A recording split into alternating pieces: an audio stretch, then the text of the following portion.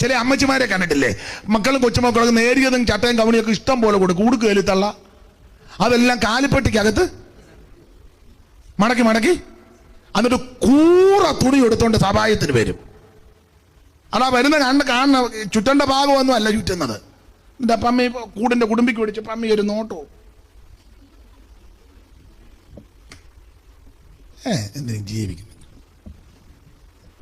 ഇല്ലായ്മയുടെ കാലം ഉണ്ടായിരുന്നു, അന്ന് നീ കൊതിച്ചതാ. പക്ഷെ ദൈവം നിന്റെ തലമുറയ്ക്ക് വഴിയൊരുക്കി, സാവകാശങ്ങൾ ദൈവം തന്നു. അപ്പോൾ ഏറ്റവും യോഗ്യമായി വേണം ദൈവത്തെ ആരാധിക്കാൻ. പഴയ കാര്യമൊക്കെ ഒന്ന് ഓർത്തോണം. സ്തോത്രം. ഇവിടെ പിന്നെ ആരാധനയ്ക്ക് അതിഥികളായിട്ടും ആദ്യമായിട്ടും വരുന്നവർ ചിലപ്പോൾ കളർ വസ്ത്രം ധരിക്കും, അതിന് എതിരൊന്നുമില്ല. അതിഥികളും ആദ്യമായിട്ട് വരുന്നവർ. ഇവിടെ നിരന്തരം വരുന്നവര് ആരാധനയ്ക്ക് മസ്റ്റായിട്ടും വെള്ളവസ്ത്രം ധരിച്ചേ വരാവൂ. ഇല്ലാത്തവര് എന്നോട് പറയണം, കർത്താവ് കൃപയ്ക്കനുസരിച്ച് വെള്ളവസ്ത്രം മേടിച്ചു തരും. സ്തോത്രം. ഇപ്പൊ ഞാൻ പേര് പറയുന്നില്ല, എന്നെ കൊണ്ട് അടുത്ത ആഴ്ച പേര് പറയിപ്പിക്കരുത്. ഇപ്പൊ അത്ര പറയുന്നു. പൂർവകാലമെല്ലാം ഒന്ന് ഓർക്കുന്ന നല്ലതാ, ദൈവം നിന്നെ നടത്തിയ വിധങ്ങൾ ഇല്ലേ.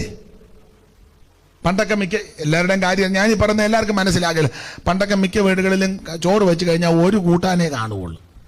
അതൊരു വലിയ കറച്ചട്ടിക്കകത്ത്. അത് പിന്നെ അമ്മമാര് ബുദ്ധിയുള്ളത് കൊണ്ട് ചാറും എല്ലാം കൂടെ ചില കൂടുതൽ കാണും. അപ്പൊ ഒഴികറി ഒഴിക്കുന്നതും അത് തന്നെ, അതിൻ്റെ തന്നെ കഷണം ഇട്ട കൂട്ടാനേ കാണുള്ളൂ.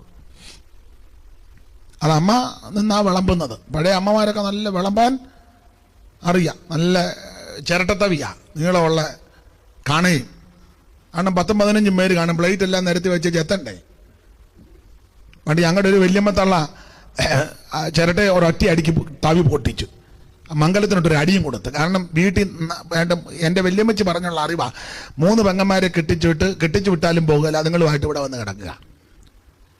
പിന്നെ വല്യപ്പനും വല്യമ്മയും മക്കളും എല്ലാം കൂടെ 10-40 പേര് മണ്ണ് കൊണ്ട് പൊത്തിയ പാതകമാണ്. അപ്പൊ വലിയ മംഗലത്തിലാക ചോറ് വെച്ചത്.